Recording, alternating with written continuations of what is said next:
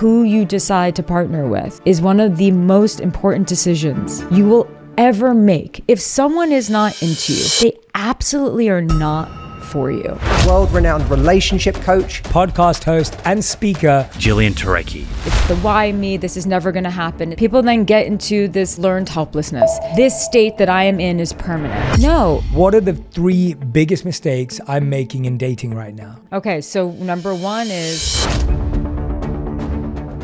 the #1 health and wellness podcast. Jay Shetty. Jay Shetty. The one, the only Jay Shetty. I always try to get a sense of what our audience is worried about and concerned about and challenged with. And one of the big things that keeps coming up is, what are the 3 biggest mistakes I'm making in dating right now? Like, what am I getting wrong about dating? That seems to be the top question. So there's a few things. One is, it shouldn't just be the apps. I don't tell people get off the apps. Sometimes I say get on the apps. But if you just focus on that, that's going to burn you out and it's going to exhaust you and you're meeting a bunch of strangers. So that's like another mistake that people make, is that they're impatient.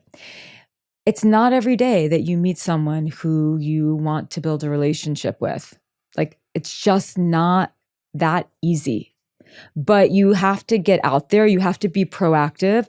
Look, there are people who are sitting around on their couch waiting for like that person to fall onto the couch next to them. And it's not going to happen that way. So you can either live your life to the fullest and enjoy your life and trust that one day organically it may or may not happen if you put yourself out there and you widen your circle. Or you actually have to be proactive, and that might mean going on dating like it's your business, like going on a bunch of dates every single week with as low of an expectation as possible. Because one of the biggest mistakes that people make in dating, like, I have nothing but compassion and empathy for this. But you're texting with someone, you're kind of excited, you feel like there's a vibe, and then you go out and you're like, I don't feel a spark, or I'm not into it. And then there's this, people then get into learned helplessness. And when they go into learned helplessness, they're like, it's the why me, this is never going to happen. It's this state that I am in is permanent. Like, I will never find anyone. No, dating is really an opportunity for you to practice your social skills. Social skills are things that most people are not that great at, honestly. Even the people who think that they're really great at it. It takes a lot to really talk to someone and not interview them and actually be curious about them. A lot of people are nervous. So practice breathing and being comfortable in your body and getting to know someone. And who knows, maybe you make a friend and maybe you never want to see that person again, but at least you're practicing. So the 3 biggest mistakes is just focusing on the apps and not actually expanding your circle and doing new things and letting certain things unfold organically. Number 2, impatience. Number 3, just sort of high expectations. But I want to add another one if I can. Please. People get into these very long, when I say long, like weeks, texting exchanges with these people. And it gives them a false sense of intimacy. Oh, I have this amazing connection. They never even met the person. And then maybe they never meet. Don't do that.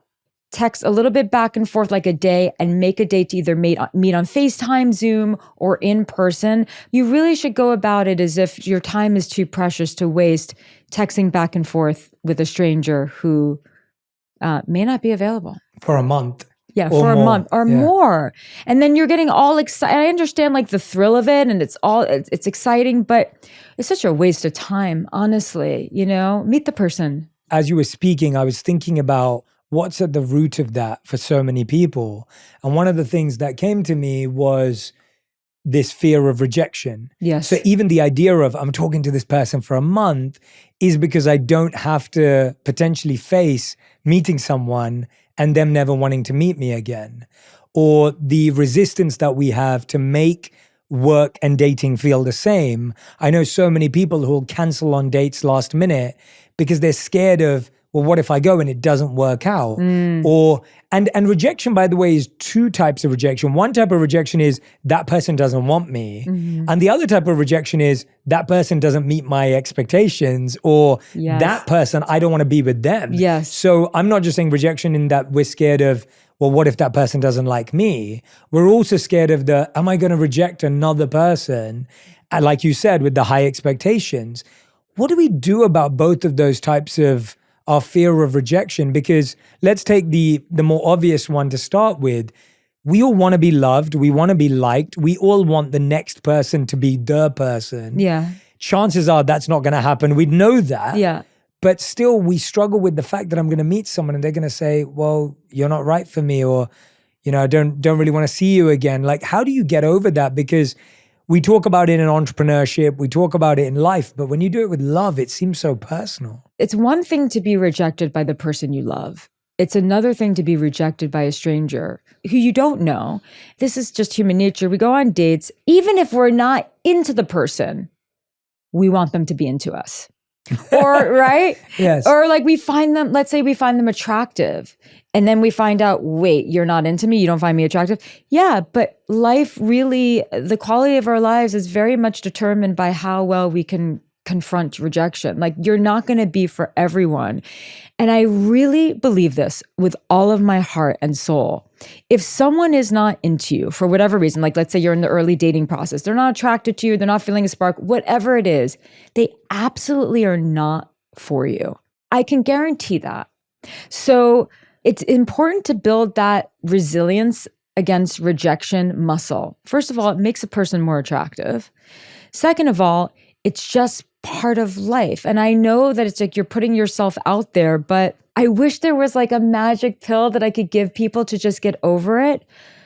But you have to become more resilient when it comes to that. You can't be hiding behind text and not actually meet the person. It sounds hard, but you have to be stronger than that. Honestly, you really, really do. And you have to just trust that like you're not for everyone and not everyone's for you. And yes, it's awkward. And maybe we can just all acknowledge the awkwardness of it all, but you still have to, if you want love and you want a relationship, you have to go for it. You can't just be passive. You're looking for one person to fall in love with you and for you to fall in love with. Yes. And for that, you're going to have to meet a lot of people to find that one person. But all you need is one person to say yes, one person to say, I do, one person to say, I love you. Yeah. And if you're only looking for one person, just by the nature of odds, you should know Yes. that probably won't be the next person. So switching to that, you said one thing about kind of going in at the lowest baseline expectation, which I agree with, because then you're allowing it to become a friendship, you're allowing it to become a nothingship, Yes. you're allowing it to become what it is. Yes. As opposed to us walking in and going, this next person's going to be my wife, my husband, whatever it may be, Yeah. my partner. I think it's so natural for so many of us to want to speed up love. Yeah. Like speeding up love seems to be our addiction and obsession with I just want to meet the one. Now that we're dating, I just want to get married. Now, we're trying to accelerate love Yes. almost. So how do we slow it down and how do we take it back to baseline? Number one is there is no the one. There really isn't. I mean, we actually choose who the one is. And this is really, really important. Love, as I'm sure you know, is a choice. Like, it's a feeling for sure, but we're so conditioned to believe that love is just a feeling as opposed to a choice. And that if you do decide to be with someone long term, you're going to have to make that choice many, many times throughout your relationship, which is I choose you, right? So people want to rush it. And so what they do, and what I've done, is that we lie to ourselves. And it's also because we've been lied by society that there is, and romanticism, that there is this one person who's going to come into your life and rescue you and make your life better. And that once you find that person, like everything becomes easier. And I'm certainly not advocating for people being in difficult relationships, but the more challenges you've had in relationships, the less that you've been modeled what it is to actually really love someone, the more you are going to be challenged to overcome and transcend old things and old patterning to actually love someone and to do love, where it's a verb and not just a feeling. So how do we slow it down and we just want to rush it? It's about acknowledging that feeling. So a lot of people, they meet, there's chemistry. And I know that this was me. I think if there's chemistry, then this is it. As opposed to, well, maybe in the past there's been chemistry and I haven't had chemistry with the right people. So maybe I need to slow down a little bit and sort of process my enthusiasm. And it's not about, I don't want to rain on anyone's parade. Like all that stuff is really fun in the beginning. But you want to just say, okay, hold on. What am I feeling right now? This feels really good. This is really exciting. But I need to slow down because I actually need to uncover this person's character. I need to uncover their values. I perhaps need to get a little bit clearer on what it is that I need, what it is that I value, and what it is that I really, really want. Not just my preference, but what do I need in order to function in a relationship? Do I have some understanding of myself? You know, it's difficult. Women, childbearing age, societal pressures, get married. I understand I have nothing but compassion for that. The more that I can stress that who you decide to partner with is one of the most important decisions you will ever make in your entire life. And we are meant to kind of get it wrong. And some of us get it wrong for a longer time than others, right? But it is the most important decision. So if you're going to rush that, you're really, truly doing yourself a disservice. And you have to get comfortable with the fact that, yes, you're scared. You're scared to be alone. You're scared to not be loved. You don't want to be in the dating world. I get all of that. Be mindful of it. You know, connect to that within yourself and remind yourself always that who you decide to spend your life with might be one of the most important decisions, if not the most important decision, because there's no one in your life who's going to have a bigger impact on your overall well-being and emotional state than the person who you choose to spend your life with. So you've got to take that decision very seriously and not rush it. I have often said to friends, there's the pain of being single and there's the pain of being in the wrong relationship. Yes. And the pain of being single is a lot better than the pain of being in the wrong relationship. Agree 100%. Agree 100%. It's so hard when you're dating someone and you've got enmeshed into each other's lives. There's the toxicity, there's complexity, there's, as you said earlier, there's a disconnect in your values. Yes. The person's character. You think you just discovered it, but actually they showed it all along and you didn't see the signs. Yeah. And now you're thinking, gosh, I was happier when I was single. Yeah. And you can't see that when you're single because the promise of being in a relationship is so alluring and intoxicating that we feel like I must have that now. Yes. And many of those people might think, yes, it's easier when I'm single, but they're actually afraid to go back to it. And that's why they stay in these relationships, because we fear the unknown. One of the biggest problems in relationships is that if someone's into us, we see it as their weakness. And if someone's not into us, we see it as their strength. You're never going to raise your self-esteem by being too precious with yourself. You have to be willing to be brave and to look at the hard things, but also at the same time, acknowledge how strong you are. It takes a tremendous amount of resilience just to be a human being. Why is it that we end up being attracted to people that are not into us, and then people who are into us, we're not into them? Why does that happen? I'm going to give you some theories, and there are theories shared by many. But one thing that I say is that if anyone truly understood 100% the answer to that, they would win the Nobel Peace Prize. Right? Because everyone has these theories and they're good theories and they're rooted in psychology. I really want to put out there that no one truly has the answer to that, but there's some really good theories. So one theory, when someone is not paying as much attention to us, that could trigger attraction. And one of the reasons is, well, maybe they are like, maybe there's something really special about them. And so we put them on a pedestal, and where we are on the spectrum of our self-esteem impacts that greatly. So if we are on the lower end of self-esteem, then we are going to meet people often and think that they are better than us. If our self-esteem is on the healthy level, then we kind of are like, well, I'm not better than anyone else, and no one's really better than me. We are all one, right? And then of course, there's the grandiosity, which is they think everyone is sort of below them in some way. But the people who I work with and most of the problems, and I think the people who probably write into you, there's more of a lower self-esteem issue happening where they put someone up on a pedestal and they project unconsciously their ideal partner onto this person. Maybe this person looks exactly like a childhood crush, or like, the actor who they were always in love with. Or maybe there is just something about them and their vibe that they're like, this is the person that I want. Or maybe it's their job. The things on the surface, people will then think, I must get this person, because if I get this person, then I'm actually getting everything that I've ever wanted in a partner on the surface. If I get this person, I'm validated, I'm going to have a good life, right? So it's all an illusion. It truly is all an illusion. Then there's like the deeper childhood wounds of, my father was very rejecting. I'm putting this in the context just because I'm a woman who dates men. So I'm just thinking more, but it could be, obviously whoever you date. But if one of your parents was rejecting of you and that's all you ever knew, and so you never really felt good enough. So actually in dating and in love, your sort of like center of gravity psychologically is, I work really hard to earn love, as opposed to understanding or being used to, no, like all I have to do is be myself and the right person is going to fall madly in love with me, right? Mm-hmm. Be myself with a little dosage of like, also let me check myself, right? So people are used to that. They're used to the rejection. And then again, the lower self-esteem. If they're not into me, challenge accepted. So other people are just like, there's a competitive edge.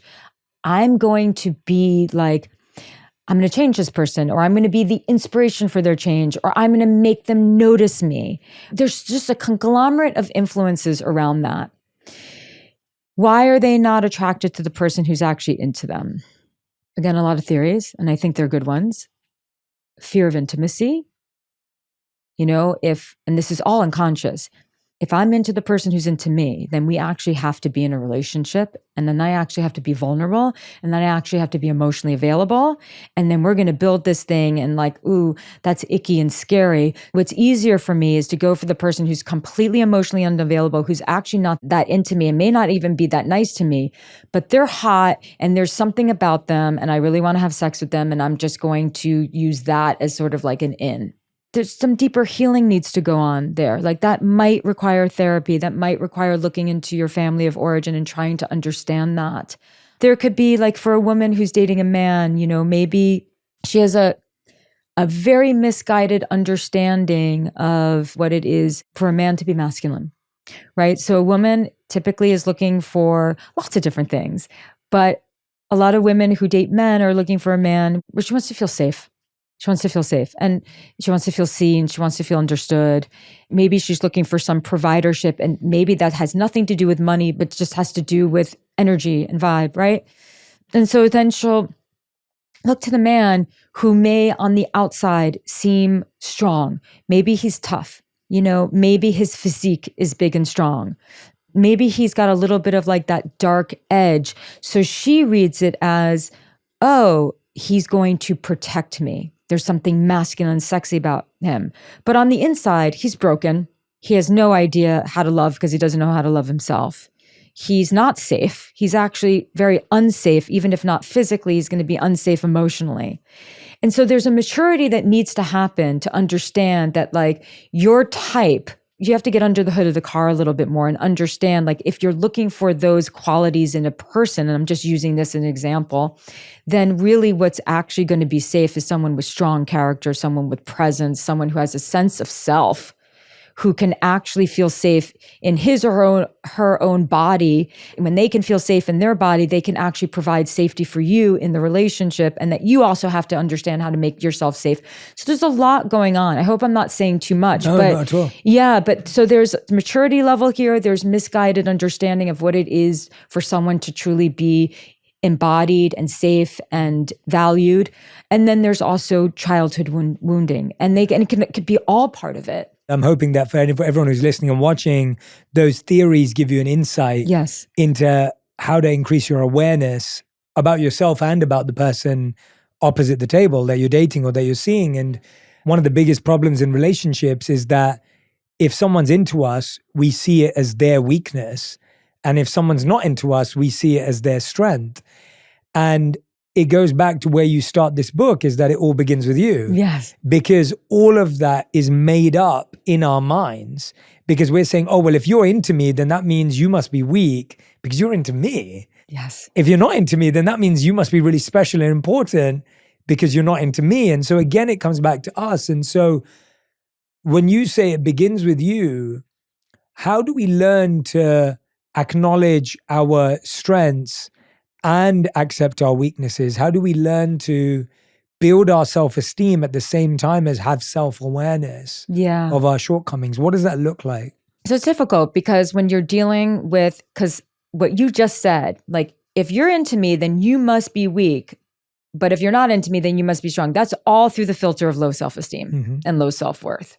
It's like, what's wrong with you that you are actually into me? It's not just about accountability. It's like, can you see how incredibly powerful you are? That you can be the change that you want to see in your life. This isn't about like, oh, you're the problem. It's really rarely that it's one person who's the problem in a relational dynamic. Yes, it does exist for very extreme cases. And I'm never going to say that it's 50-50. You know, it really could be someone who's 70% of the quote unquote problem and someone who's 30%.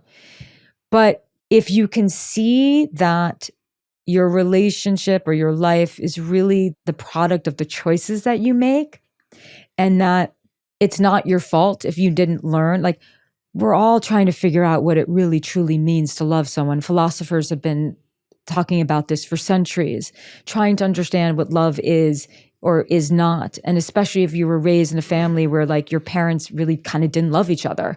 You know, maybe they said they loved each other, but their actions would speak otherwise. So we're all really trying to do the best that we can do with the tools that we have. And really this book is just about giving tools. So how do you build self-awareness and also have the self-esteem? You're never going to raise your self-esteem by being too precious with yourself. You have to be willing to be brave and to look at the hard things, but also at the same time, acknowledge how strong you are. Like, let's just start with that. Like all the miles that you've walked, all the things that you've had to overcome, all the struggles, all the late nights that maybe you've had of being really anxious, and yet you still manage to go to sleep and get up the next morning and get ready for work or get your kids ready. It takes a tremendous amount of resilience just to be a human being. So just acknowledge that. And at the same time, get really curious. We are very complex, weird creatures, you know, like we're all so nuanced and quirky. Don't think that you're so unique in your problems. Like you are not these things that you worry about. Millions of people are having the same worry at the same time. That's actually not what makes you unique. Your problems don't make you unique. The other beautiful things about you are actually what make you That's unique. beautiful. Yeah. The healing happens when you can acknowledge the ways in which maybe you've been standing in your own way and contributing to whatever it is that you don't want to have in life. What's your take on the mindset that a lot of people can naturally, again, I empathize with it too, can get stuck into, which is like, there's no good men left. Yeah. Or this idea that all the good men are either taken or, yeah. Or they whatever. don't exist anymore Or and they don't they're exist emotionally anymore. unavailable. Like, what happens when you've got into that place? And let's say it's been a valid experience you've had. Like the last 3 guys you were talking to ghosted you. Yeah. Right? Maybe there was someone who you actually started dating, you were seeing them, and then you asked them an important question to you or shared something vulnerably, and now that person cut you out. So what do we do with the mindset? Because it could be valid or it could be something you came up with, but either way, what do we do with that? I've worked with hundreds of couples. I work with people at all stages of their relationship life, but a lot of singles are kind of like, you know, kind of the loudest because they want love, and I understand that. And so the first thing they work on is their mindset and their belief system. And so yes, all the good ones are taken. And yeah, I want to validate everyone who've had really hard experiences. So I'm going to tell a story, if that's Please. okay. Yeah. So I was out for dinner recently with some friends, 1 man and 2 women, and we were in New York City. I really care about this girl. Like, you know, she helps me out, and I'm just like, I want to get you partnered. Like, what's going on? I wanted to sort of like understand what was going on with her. I said, well, what is it? Like, what is it that you believe about men? She's like, well, I just think all men really just want one thing, sex. I was like, wow, interesting. I don't really think that's true. And then our guy friend who was there was like, that's really not true. But she has this core belief, and it's reinforced because she's gone on dates with men and they've sort of not really valued getting to know her and have made advances that were really inappropriate. But guess what? She gives them a second date. And then she gives them a second date, and then it's even more reinforced. Mm-hmm. And I said to her, and she wanted me to be really brutally honest with her. I said, first of all, that's actually not true. Sure, it's true for some, but it's actually not true. There are actually men out there who will be very attracted to you in a way that they want to know more about you. Like they're drawn to you, they're magnetized to you. Yes, it's attraction in the beginning, it's lust, but they want to know you. And they want a relationship. There's millions of men, single men, who want love and want a relationship. But you're choosing the ones who kind of suck and who just want that from you. And you are actually rewarding their behavior by giving them another date. So you're part of the problem. These men are getting rewarded because they're getting some smart, intelligent, beautiful woman. They're getting a second date after they are treating you like they could care less about you. So you are actually training these men to do more of what they already do. Instead of being like, yeah, I'm not interested, and absolutely never seeing them again, and deciding to be a little bit higher with your standard and a little bit stricter with your sort of boundaries about who you decide to date. I think that's actually a really good example of how someone can get really fixated on a belief, and your beliefs are what create your mindset. Mm-hmm.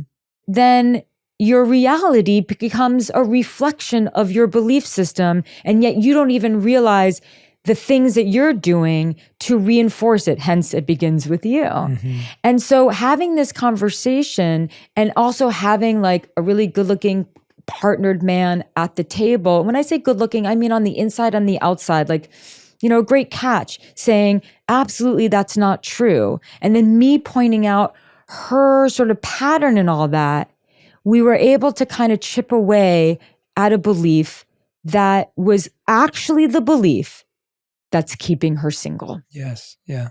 It's a combination of things of challenging yourself. Like, is that really true? Where did I adopt that? How am I reinforcing that? Could it be true that I've had a couple of bad experiences, but sometimes that's the way the cookie crumbles, and that doesn't necessarily mean that it's everyone. Well, I think until we do that, we also keep repeating who we're attracted to as well. Yes, so you have to change your type. Yeah, so often we're attracting and attracted to the same person, and therefore we keep having the same result and keep having the same experience of all men just want one thing, all men are X, Y, Z, or whatever, women or men or any partner. Yeah. We start creating a mindset that's very embroiled in one particular type, but that's because we do keep going after the same type. So you keep going for maybe the guy who you think is really smart, looks a certain way, has a certain job, or she looks a certain way or whatever, and you're so attached to that you keep getting the same thing, as opposed to the mindset shift has to be, yes, listen, chemistry is important. You got to be attracted to the person if you want to sleep with them. But you want to also train yourself to be drawn to certain qualities, like someone's character, and give people who you are like, oh, there's something kind of interesting about them. I don't know if I feel an immediate spark. Screw the immediate spark. Let's see if you're actually like who you are and when you're with this person. And I'm not saying endless amount of time. You can't force chemistry, but it can sometimes turn on like a light switch after 3 or 4 dates.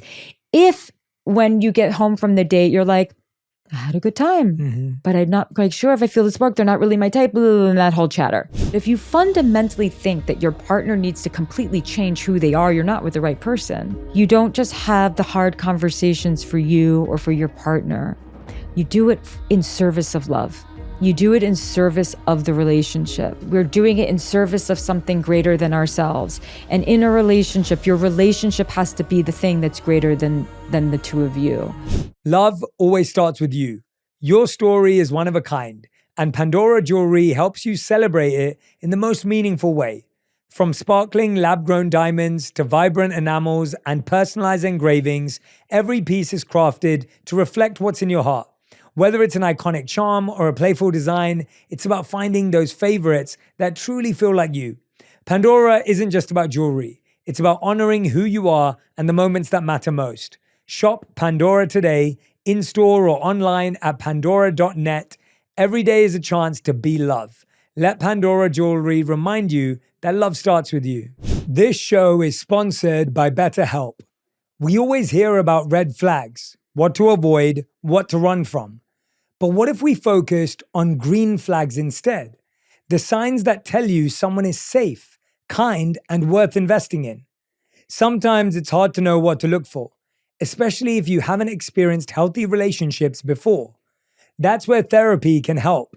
It teaches you how to set boundaries, build coping skills, and recognize relationships that truly support you. And it's not just for those who've been through something heavy. It's for anyone who wants to grow, communicate better, and show up as their best self. With BetterHelp, getting started is easy.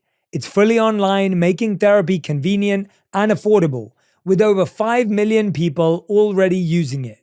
You'll have access to 30,000 plus credentialed therapists. And if your therapist isn't the right fit, you can switch anytime at no extra cost. Discover your relationship green flags with BetterHelp. Visit betterhelp.com/Jay's Top 3 to get 10% off your first month.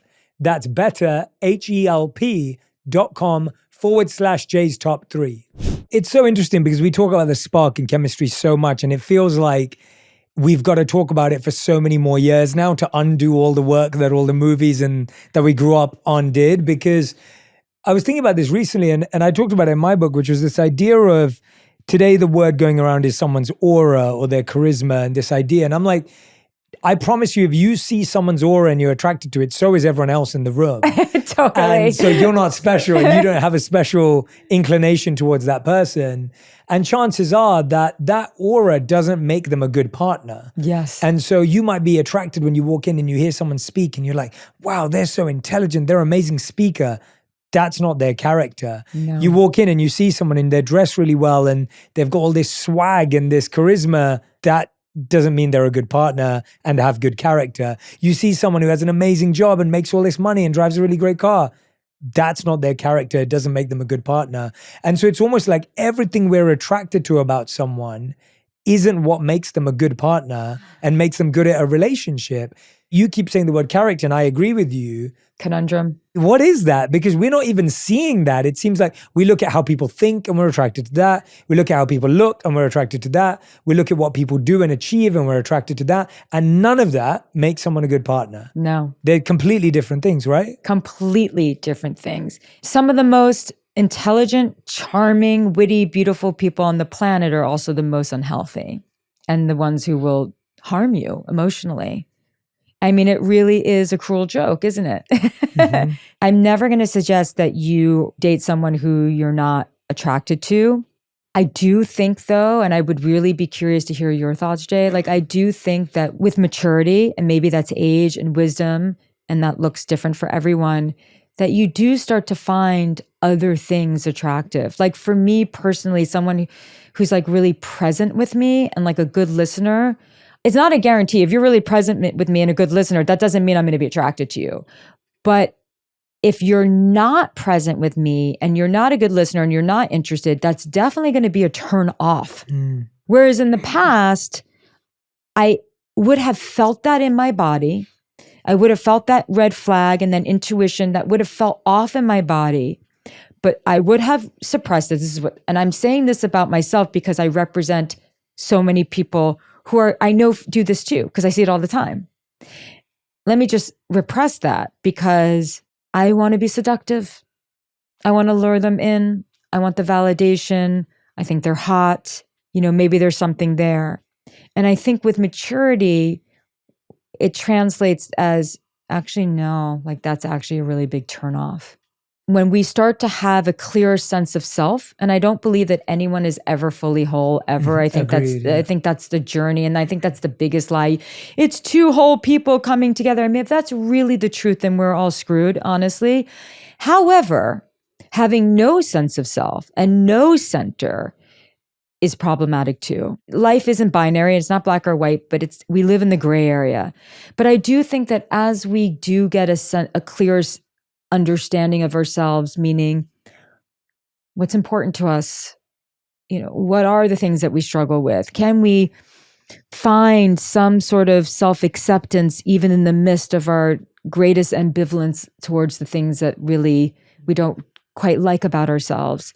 Can we start to actually hold ourselves in high regard, even though we are keenly aware of our imperfections and the ways in which perhaps we're difficult? Yeah, yeah. And to me, that's healing, is really being able to be familiar with the parts of ourselves that are good and maybe not so great, and still accept ourselves and see that we have intrinsic value and that we deserve love. And I think that the more that we get an understanding of how to meet our needs better, understanding what our needs are, learning how to stand on our own 2 feet emotionally, for some people that's financially, whatever it is, then who we are attracted to changes. Mm-hmm.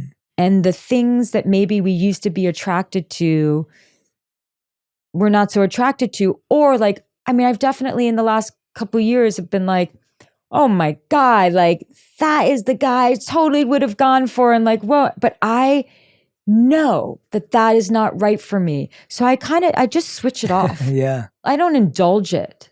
It's like I can actually compartmentalize and be like, yes, totally attracted to him, but I know that would never be the right partner for me. So they're just put in this box over here and I don't pursue that. Yes. That does not mean that I can't be attracted to a really good person. It just means that we can be attracted to many different people for many different reasons. And the more that we heal and grow, the more we find qualities that are maybe not so, charm forward. Yes. Very attractive. I feel one of the challenges from what I'm hearing from you is that a lot of us in our 30s are still chasing our 16-year-old crush. And in 40s. Yes. And so we're wanting a relationship that we wanted back then. And because it was never satisfied in our teens or in our 20s, we still spend our 30s and 40s looking for it. Yeah. So when we were in our teens, all we wanted was pleasure, fun, and chemistry. Yes. But now if I actually look at what I want in my 30s or my 40s, it's peace. Yes. And it's a connection and it's a sense of comfort as opposed to the unease of do we like each other today? Do we not like each other? So you asked me earlier or alluded to it, so I'm very attracted to my wife, but that isn't what's kept us together. Right. That would be a very weak reason to stay with someone because you can be attracted to many people again and again and again. The reason why you stay with someone is because there's peace, there's no drama. We both forgive quickly. We both move on from things. There's friendship. We deal with problems in a way that I enjoy. What keeps you together isn't that. So yes, I'm still attracted to my wife, but we've been together for 11 years and married for 8, but that isn't what's kept us together. Yeah. What I find attractive has not necessarily changed. I still find the same things attractive as I did when we first got together. But what I need for a long-term, long-lasting relationship is so much more than chemistry and attraction. I have a friend that I was talking to the other day, and she said she was out on a date. She got back from the date, and she usually does this. She messaged me straight away. And her message just said, Jay, he was perfect. He said all the right things. We have the same values. Great family guy, character. I can't believe I don't want to go out on a second date with him. Did you force her to? I hope you did. Yes, I did. Okay, Yeah, 100%. good. And I was like, wait a minute, what are you talking about? How does that make any sense? Yeah. And it was just because I was like, yes, because of course your 16-year-old self Yes. wanted this shiny Butterflies correct, yeah. and almost danger, excitement. Yes. Correct. And it wasn't there. And so it's so interesting to me about how we all have to mature and grow up. Yes. To be like, well, what is my 30, 40, 50-year-old self, whatever age you are, Yeah. mid-20s, whatever, what do I actually want right now? What do I need right now? Yes. And let me not still be stuck in a 16-year-old mind, because we are more than we think we are. And I've also seen this for people who explored later on in life, even friends who because of their culture or tradition, came out later on in their life, they found that their first few relationships, even though they were 30, 31 years old when they came out, they were still dating like a 16 or 18-year-old because it was their first relationship. So it wasn't a material AIDS thing. It was a mental and relationship AIDS thing. So if you're someone who hasn't dated for a long time, your age of relationship is actually much younger than your actual age. That's very well said. And that's very, very true. There are people who are really accustomed to very unhealthy relationships, a lot of push-pull dynamics, it's a lot of toxicity. And often their physical, intimate lives are the glue that keeps it together. Like that's the hot part of the relationship. And that person then might get out of it and say, well, I may not ever have sex like that again. And I tell them, no, you probably actually won't. But that's okay, because if you are at least attracted to someone and you feel safe with them, you can explore so much more. You can go into the depths of your vulnerability with this person and then create a sex life that can be very wonderful with that person. And that's what you want to do. For some people, they even say, you know what, I've deprioritized that. You know, they've been through so much crazy in their relationships that they actually have made the decision. It's not that it's not important, but they've deprioritized it because they've associated it with so much pain. So everyone is on a different journey, but ultimately the 16-year-old self, like, you just have to just acknowledge that person and be like, no, you're not in charge, because what you want is actually not good for you. Absolutely. Yeah. One of your hard truths that I loved is truth number 5, you must speak up and tell the truth. Yes. And I was going to ask you, what's the difference between telling the truth and being worried about being too honest too early on? Because it's almost like we want to share our truth and we want to be honest, but we don't want to scare them away. Yeah. We don't want to overstep. It's a fine balance. And I think it's hard for people. Like you said earlier, we also want them to like us. And so what does that look like? For me, what I tell people, I think you should be as direct and honest from the very beginning. And I think that that's actually very attractive. That is different, however, than sharing your entire childhood pain to a stranger. So that's not the honesty I'm talking about. Someone has to kind of earn that information, and I don't think it's appropriate to share everything like that with a stranger. I think that has to go a little bit more slowly. There's a progression to getting to know someone. It's like you know someone, then you're getting closer, and then you're sharing a little, then you're starting to open up and be vulnerable. You don't have to do that on the first date.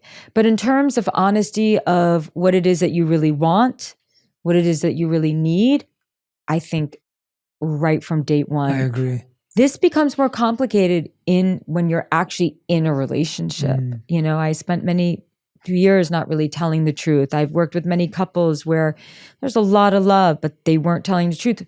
Fear of not being enough, fear of abandonment, fear of rejection. This is where rejection really is intense, when we already love the person. Fear that we might disappoint our partner. Fear that they will never look at us the same way. Fear that they will resent it, all of that. And these are very real, but withholding the truth is what becomes the sickness in the relationship. And I always say, you don't just have the hard conversations for you or for your partner. You do it in service of love. You do it in service of the relationship. When two people in a relationship have the mindset, since we've been using that word, have the mindset of, I'm going to protect our relationship. That's the priority. Sure, you're a priority, I'm a priority, but what we are building together, that's our baby. Like, that's the priority. And so if it means having to have really uncomfortable conversations, if it means having to say something instead of going into what's familiar, which is stuffing it down, then becoming resentful and then hating your partner for it. It's like whenever we have a higher purpose, whenever we feel like there's something that we're working towards, we will do what it takes. We'll climb that mountain. We'll transcend that ego. We'll transcend our fears because we're doing it in service of something greater than ourselves. And in a relationship, your relationship has to be the thing that's greater than the two of you. That's the encouragement that I want to have people to have, to tell the truth, because it really sucks when you don't. It's very hurtful. I love that. And I think the challenge I've seen with that is our ego, going back to something you mentioned right at the beginning, that we want the other person to make us feel important. We want them to know that we don't need them, but we really do. Like it becomes about, and I don't want to just say games because I think everyone thinks they don't play games. So I don't want to use that language, but we all do. but we all do. Yeah. Yeah. Like, but there's just this feeling of like, I love what you just said. You said the most important thing is to protect the relationship, which is beyond both of you. Yes. But most of us can't look beyond ourselves. And we want the other person to look beyond themselves. But when they don't do it, we're like, well, then why will I do it? And then it becomes this, back and forth. So if someone has withheld information or broken trust in that way, not been honest because of the fears you mentioned earlier, which I think were very well and clearly laid out, how do you repair that? What does that look like? Well, it depends on what the withholding or the lies are about. Sometimes you're withholding a truth of just how you feel. Mm-hmm. And that's like not as much of a betrayal to the other as it is to oneself, which is I'm not speaking up. I'm not telling you how this landed in my body for me and how angry I am at you. Because no one will lie to you more than you'll lie to yourself. Mm-hmm. And so a big part of telling the truth begins with telling the truth to ourselves. Because oftentimes we don't want to look at it. It's hard. We suppress it. We don't want to express it. But how do you repair from that? Well, it depends. Maybe you need a third party understanding, what were the boundaries that were crossed, to what degree. How much can you find compassion for the person when they were withholding the truth? How much can you see that it actually wasn't personal and that it was just something that they were doing because they were afraid? You repair with a lot of listening, a lot of communication, and possibly with a third party. But yeah, it's not easy. Yeah. And it depends on the degree of, again, if it's actually a betrayal or this is hard. But we have to learn to not take so many things so personally, because oftentimes, and I'm not talking about infidelity and things that are really detrimental to the sanctity of a relationship, but oftentimes people are doing that and they just were too afraid. It's like, well, why didn't you tell me how you feel? You have to tell me how you feel. And yes, you kind of do. And you have every right to feel sort of like a mini betrayal from that. Like, how can I show up for you? How can I be in this relationship if you don't tell me how you feel? And that's very valid. But if the other person can say, you're right, I was afraid. This is what I was afraid of. And then two people are really starting to tell the truth. And now we're really getting into the deep stuff and getting vulnerable. We also expect the other person now to change their habit the next day. So we're waiting for the one therapy session after which our partner will be transformed. We're waiting for the one coaching session after which our partner will be the person that they promised to be. And it almost feels like we just are looking for this moment where they're going to get it and the penny's going to drop and they're going to be like this new profound individual. And that's just not reality. Like, people are going to change if they want to over a number of years. Yes. And the key part of that is if they want to, and a number of years. And a number of years. And we're so focused on, no, they have to change, they have to change, they have to change. But it begins with you, because there's something that has to change in you as well. Because if there's something going on in the dynamic and you love this person and it's a good relationship otherwise, you are contributing in some way, whether you know it or not, to them not feeling comfortable to telling the truth. Like, people they come to a couples counseling or couples therapy, they sit down and inevitably both people are thinking, fix the other person so that I can be okay in this relationship. Yep. When really it's when we change ourselves, we actually can influence the relationship and the change in the other. Not always, but a lot of the times we can. If you have the belief, they just need to change and be fixed and we're going to be okay, you are in for a run for your money, because that's actually not true. Like, maybe they do have to change more than you, but there are things that you need to change in this dynamic as well. Yeah, we really convince ourselves that. We do. That's another lie we tell ourselves. Yeah, we really convince ourselves it's a one-way thing. Yeah. And that if they were to change the entirety of who they were, and then people say, oh, well, you keep giving them the benefit of the doubt if you don't do that. And I think that's the balance that we're trying to strike, is how do you give someone the benefit of the doubt that it's not personal? And at the same time, hold yourself and them accountable for change. If you want your partner to change, we're getting into sticky territory. You have to accept your partner for who they are, but also you can have the expectation that they want to grow. And look, I mean, if we're not growing in a relationship, meaning trying new things together and also separately, following our dreams in some way, or, even in our own personal lives, just being willing to pick up a book or try a new thing, the relationship's going to get very boring. I mean, that's really what we're trying to do in so many ways in a relationship, is how to combat, in a long-term relationship, how do we combat boredom? And really it starts with, are we becoming more interesting? Are we growing? Are we trying new things? Are we doing new things together, but are we doing things individually? But if you fundamentally think that your partner needs to completely change who they are, you're not with the right person.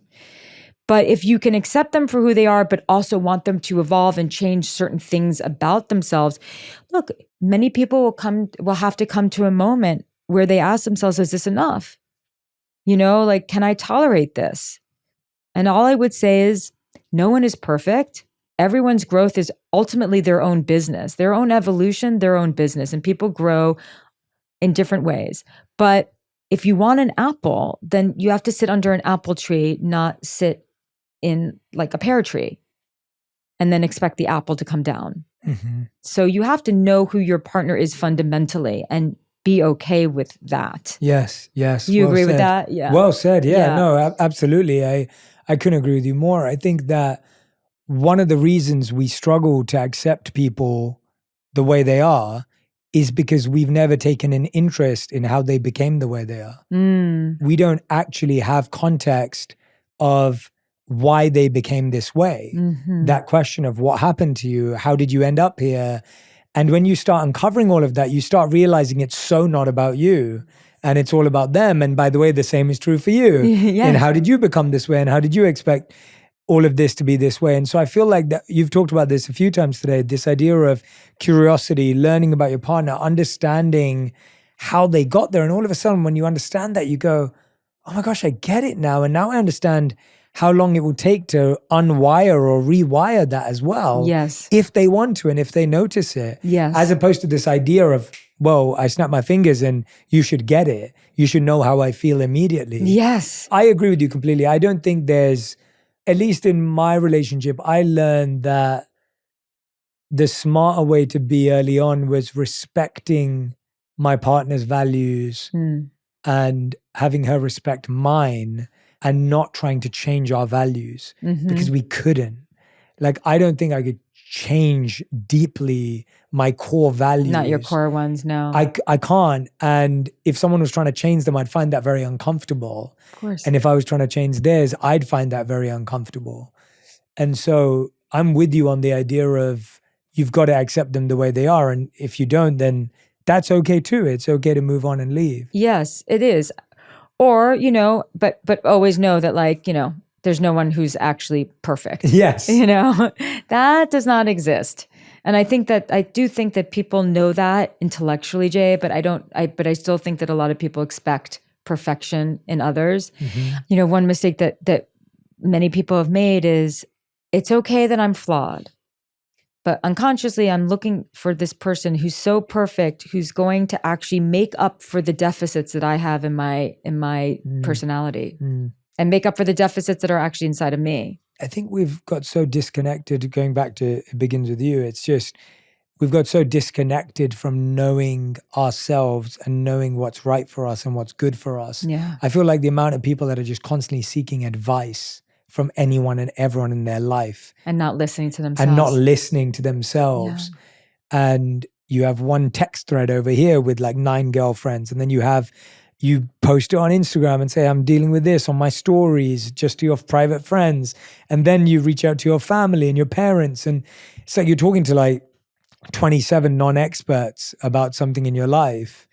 And no wonder you're confused, because everyone has their own opinion. Someone's saying, give them another chance. Someone's saying, oh, leave them. Someone, and you've just got you've also got actions to take without understanding. Yes. And I wanted to ask you, if there is no the one, how do you know who to focus on? How do you know who to kind of make it work with? Number one, the person who treats you well. And that doesn't mean, I think that, when we're in a relationship for long enough, we will unconsciously hurt each other's feelings. And sometimes we will, even the most mindful of us will behave or say something or do something that's not filled with a lot of mindfulness, we'll act unconsciously. But fundamentally, you want the person who treats you well, who respects you, who you feel good around, you feel like you can safely express an opinion, you feel like you can be yourself with them. That's so important. I think that is probably one of the most underrated criteria for choosing a partner is, can you really be yourself with them? I'm not talking about be your bad self, your lower self with them, but can you actually be who you are? Do you feel comfortable in your skin when you're with this person? Or do you have to hide parts of yourself so that they can accept you? So I think that's the most important thing. And so someone with whom you share values, someone with whom can you agree on what a life well lived is? Because there can be a wonderful connection with someone, but to them, they want to live a nomadic lifestyle. And you're like, no, I want to root and have children. Like, it's not going to work. You might have a great love affair, but you're never going to work long term. So agreeing on what a life well lived is, there's some compatibility in terms of core values. I think that's incredibly important, because when in the duration of your relationship, things get really hard, life happens, family members die, maybe illness happens, money, whatever it is, it's your values. It's not your sex life. It's your values. Like, as you were saying, that there's not attraction or chemistry. It's your values that are going to really keep you together. And I think it's, that person who, if you had to be stranded on a desert island, like, that would be the person you'd want to choose. And that's how you know. And all their little eccentricities that annoy you, and like maybe they're not as neat in the kitchen as you would like, or maybe they're not exactly the height, or, maybe they've got some stuff that like you can go down a list and be like, that's not my preference. Those are the things you need to tolerate and accept, because they have the other things of values. You enjoy being touched by them. You enjoy kissing them. Like, there's attraction there. You agree on what a life well lived is, and you really feel comfortable being who you are when you're with them. Does the one that got away actually exist? I don't know. I think that's a story that people tell themselves. Why do we do that? What I've seen is we've made some poor choices, and so that we look back at that person and we romanticize them and pedestal them and actually see them maybe better than what they were, better for us. And so we get into our heads and we romanticize them. So I'm not quite sure. What I do know for sure is that if you tell yourself that story, well, then you're just like sealing your fate, that there's just no one else out there for you. And to me, that's part of the whole romanticism theory that keeps us very stuck in suffering. I agree. Yeah. It's almost like that nostalgia effect where you look back on everything and it was always so much better. I know. But if you actually went back there, you'd be like, this was the worst thing. Like, just go and find an old journal of when you were a kid or a diary, whatever it is, and look back at it and be like, oh, life wasn't as great as I pretend to think it was. Exactly. And nostalgia just makes everything seem so much more romantic and beautifully colored. It's quite manipulative, isn't it? It really is. Yeah. And it's what you said. It's a protective mechanism of, oh, things used to be better, and that's a safe space and I feel good. But actually it's not really protecting you, because it's, like you said, it's manipulating you into unhealthy belief. You have a beautiful quote in the book where you say, stay in your head and your relationship is dead. And I think that's partly it, that we stay in our head in relationships in a lot of ways. Some of them can be negative thoughts. Some of them can be doubts. Some of them can be questions. Some of them can be, ruminating on the past. Yes. How do we get out of our heads and get out of those repetitive thoughts? Yeah, I love talking about this because I'm someone, I tend to lean sort of intellectual, and when I am not centered, I lean, as a lot of people do, and a lot of women these days, anxious. So I can get like very like ruminating and analytical and all that. So I feel very equipped. And also when I work with so many people, I mean, the stories that they tell themselves and about their partner that's not rooted in the truth because they're not communicating. I mean, it's the stories in our heads that ruin relationships. So how do we get out of our heads? Well, we start telling the truth and we start communicating. Like that's like the low hanging fruit. Like build enough self-awareness. And this takes practice where you can say, I'm in my head right now. I am getting lost in a story right now because it's a habit. And some people really have a bad habit of getting lost in such a story about another person and then get themselves so worked up. And so what you have to do is to keep practicing. That's that storyteller in me right now. That's that storyteller. Maybe something else is true. Could something else be true? Let me communicate. Getting out of our heads is also getting in our bodies. So exercise, movement, breath work, going for a long walk, having a long healing conversation with a friend, doing something where you're social. If we're too much in isolation and we're spending too much time with ourselves, we're too much in our heads. So it's a really beautiful strategy to get out of our heads when we see a friend or two, or we even go to something that we're invited to, and just because then our attention is outwardly focused. Like right now, our attention is outwardly focused. Yes, we have to go a little inward to kind of think. You have to go inward to kind of think of the question, right? I have to go a little bit inward to kind of give you an answer. But because we're having this like conversation, it's just you and me and the lights are on us and the cameras are rolling, we're outward focused. And when we're alone, everything is so inward focused. So moving our bodies is always the easiest, fastest way to get out of our heads. It's really, and it's daily movement. It's like, I'm in my head, I'm going to go for a walk. I'm in my head, maybe I have to take a cold shower. Get out of this state. Maybe I have to talk to someone. But it starts with the awareness of, my mind. All of our minds can become battlefields. Our mind can be a beautiful thing, but if we don't stand guard of our mind, we are going to be in serious trouble, and no one is invulnerable to that. As we're talking about it, one thing that came to my mind was just how we're really focused on starting things as humans, and we're good at reacting to when things end, and we're really complacent and ignorant in the middle. Yeah. Right? We've talked a lot today about dating, and then we're talking about when things go wrong, and maintenance is not something we find interesting. Exactly. Right? So true. Yeah, it's just not something as humans that we like. Maintaining a home, like building a home, designing a home, that's cool. Yeah. If you leave something and you're finding something new, that's interesting. It's something to pay attention to. Sure. But maintenance is something that we ignore so much. And I was thinking, if you could recommend a reflection someone could do with their partner right now, whether they're stuck or maybe it's like, what if something feels almost right, but not fully right, as in there's nothing wrong. What do you do in that situation? Because and I think a lot of people find themselves there where it's like they're in that maintenance phase. Yeah, a little where stuck. It's like you're not getting married, you're not having the big moment, and you're not kind of ending it. Like there's nothing wrong. Yeah. But you're just kind of like coasting, maybe borderline a little bit bored or complacent. Yeah. So like, let's say this couple has kids. Stop making your kids the only focus of your life. Your children actually want you to focus on each other. That's what's going to be really good. Like you are benefiting your children's mental health and lives when you are connecting with each other. So that's important. Shake things up a little bit. Whether that's individually or together, go on a date, try something new, bring some novelty, whether that's in the bedroom or completely outside of the bedroom. Take some time to really connect with each other. Maybe it's sitting down and having a meal and just being like, okay, we're going to put the phones away and we're going to really connect. And maybe we're going to talk about something a little bit deeper today.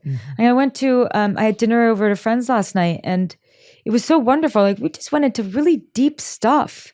I mean, also sprinkled in with a little fun and silly stuff, but we just went into very deep stuff. And it's like, wow, this is so refreshing to be around people where you can be vulnerable and open. And I think couples you don't want to be doing that all the time because you need a little levity. So this is an interesting thing. As a couple, maybe you have to do a temperature check. Like, do we need a little bit of levity? Like, do we need a little bit of lightness? Have we been too bogged down with the routines? Are we talking about the relationship too much? And we need to have like some fun. Then do something new, do something fun, do something that you would have done in the first 3 months of your relationship, few years in, and watch the change happen in your relationship and build it into your weekly routine or at least your monthly routine. If your relationship is kind of you're feeling a little disconnected, right? So it's not the lack of levity, but there's the lack of connection. Get vulnerable. Maybe maybe connect in the bedroom or outside of the bedroom, have a real heart to heart, maybe do something new that's also very bonding, touch each other. And I'm not even talking in a sexual way, but are you touching each other? Like, do you put a hand on the leg or on the shoulder? Are you being present with each other? Again, this is the part that's mindfulness. And it really, sometimes it's so little that has a huge ripple effect. And it's just a matter of, oh, this is what we need. And one of you take the leadership role in that way. Be like, okay, let's do this. I really want to do this. It shouldn't be framed as like, oh, we need this otherwise. It's just like, I would really love this. Wouldn't this be so lovely if? And sometimes it's just, let me change something in me. Maybe it's not even a conversation with your partner. It's how you're showing up. Maybe you've grown a little complacent towards the relationship, towards your life, towards anything. Maybe you need to shake things up a little bit inside yourself and bring a little bit more of the part of you, because we all have so many different parts to our psyche and our personality. Maybe bring a little bit more of what you brought in the beginning of the relationship now. And that kind of always does the trick if people are willing. Switching from going back to the beginning of the relationship, looking at the end of a relationship. Yeah. If someone's broken up with you, what's the best self-reflection exercise that you'd recommend to someone if someone's just broken up with them? Well, if they're just in the shock and the pain of just broken up. After that, yeah. Yeah, I would say after that, because in the beginning it's more just like, how can I survive and who's going to support me, right? But when you're sort of out of that initial shock of pain, you're still hurt and you're still sad, but you're ready to self-reflect. One of the hardest things to do, yet most important things to do, and maybe you'll never 100% get clear, is how did I contribute to whatever did not work? Mm-hmm. And how did they contribute? It's so hard not to go into the blame game and just blame them for everything and blame ourselves for anything. But true self-reflection when it comes to the end of a relationship is, can I have some clarity around some of the patterns that I have that have contributed to whatever didn't work? And can I get clear about what they did and what their patterns were that really didn't work? And that's a process and it's a journey of self-reflection, but I think that is absolutely important. So start with, what are some of the ways in which maybe I have contributed to what didn't work? Is there something in my self-esteem that needs to be worked on? Is there something that I learned from childhood that maybe isn't working? And then to add to that is, what did I contribute that really worked? What are my strengths in relationship?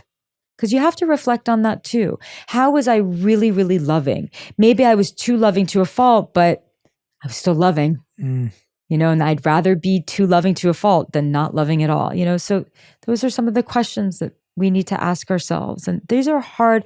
I've gone through tremendous heartbreak and just having to go through that. But I was so hell-bent on, I don't want this to ever happen again. So what do I have to do? And look, accountability in a relationship, wherever the relationship is, in the beginning, middle, or end, is the most important thing. If you cannot take responsibility for being another human being in this dynamic, then you are essentially a nightmare to be in a relationship with. And I hate to be so blunt, but it's true. Accountability is everything. It's not about taking all the blame, but we have to be able to own our stuff. And when two people are doing that, I really think that there's tremendous healing that can happen between two people if they're willing to do that. Jillian, thank you so much for your insights today. It's been really wonderful having this back and forth with you of just kind of thinking about all the different iterations, moments, phases of a relationship. And we end every episode of On Purpose with a final 5. Yes. Or a fast 5. Every question has to be answered in 1 word to 1 sentence maximum. Okay. So Jillian Turecki, these are your fast 5. The first question is, what is the best love advice you've ever heard or received? No one is perfect. Figure out what you can tolerate and what you can't tolerate. I like that. Second question is, what is the worst relationship advice you've ever heard or received? You don't have to lean on your husband when you're going through a miscarriage. You just lean on your mother and your sister. That was the worst advice that I got from a therapist. Someone said that to you? Yeah, a therapist. He said that to me. Let's take a detour to focus on that a little bit. How did that feel? Very confusing. I understand when you're in a relationship that your partner should not be your only confidant, that it's really important to have some community or other people around you that you go to. Like, you don't have to go to your partner for every single thing. You gotta have other sources. But if you're going through a miscarriage and you can't lean on your partner, to me, that sounds insane. But I think her intention was, don't lean on him for everything. Sure. And so I took that on as, oh my God, I'm being too dependent or being too codependent. And it was very confusing. And it was only later on when I started to do this work where I recognized that that was the worst piece of advice I've ever received ever from anyone. And Especially in that situation. And I could not disagree with it more. That's exactly who you should be leaning on. And it's exactly who you should feel safe leaning on. Question number 3, one of your hard truths is number 8, no one is coming to save you. What do you do? Save yourself and choose someone who's going to have your back while you do that. Great answer. And question number 4, truth number 9, you say you must make peace with your parents. Why is that so important? What I will say first, because I think this is important, in the book, I do say if you were sexually abused or terribly abused, I would no way tell someone to make peace with their parent. Mm-hmm. What I would encourage them to do is to figure out how to become the hero of their story rather than just the survivor. Even if you never speak to their parent again, you have to figure out a way to question the story that you have about them so that you are looking at them and thinking of them through the lens of your adult self and not your child self. Because if you don't, that is going to infiltrate your romantic life and cause you a lot of problems. I wish that was one word, but it's a tough one. No, it's a great answer. No, absolutely. Yeah. And 5th and final question, if you could create one law that everyone in the world had to follow, what would it be? Oh, I know I'm going to say something and then I'm like later, I'm like, oh my God, we're going to change that. One law. Oh my God. Letting go is so much easier than clinging. Letting go is so much easier than clinging. It's really hard, but your life will be so much better than clinging if you learn to just let things be. Jillian Turecki, thank you so much. Thank the book you. is called It Begins With You, The 9 Hard Truths About Love That Will Change Your Life. You can grab your copy right now. You heard about some of the hard truths in this conversation, but I hope that you'll dive into the book to learn and understand so much more. It's out on January 14th. I'm sure this will be out while you're watching this. The book will be out already or very, very soon. Jillian, thank you so much for coming on Purpose. Thank you for sharing so wonderfully. And I'm excited for people to connect with your content online and continue to follow along to see how much more they can learn about love. And thank you for reminding us all that it begins with you. Thank you so much for having me. Yeah, thank you. So grateful. Thank you. Me too. If you love this episode, you're going to love my conversation with Matthew Hussey on how to get over your ex and find true love in your relationships. People should be compassionate to themselves, but extend that compassion to your future self. Because truly extending your compassion to your future self is doing something that gives him or her a shot at a happy and a peaceful life.